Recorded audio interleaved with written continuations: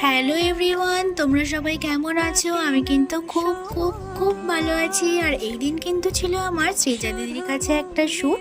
দিদি কিন্তু আমাকে ইয়েলো কালারের একটা শাড়ি পরিয়েছিল, আর এই লুকটা দিদি আমাকে দিয়েছিল। আমার কিন্তু লুকটা বেশ পছন্দ হয়েছিল। আর এর আগের ভিডিওতে কিন্তু বন্ধুরা তোমরা আমাকে অনেক অনেক ভালোবাসা দিচ্ছ।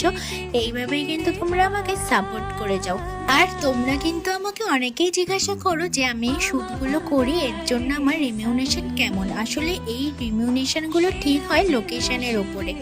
আমার বাড়ির থেকে যেমন লোকেশনে আমার বুকিং হয় শ্যুট, সেই অনুযায়ী কিন্তু আমার রিমিউনেশনগুলো আমি নেই।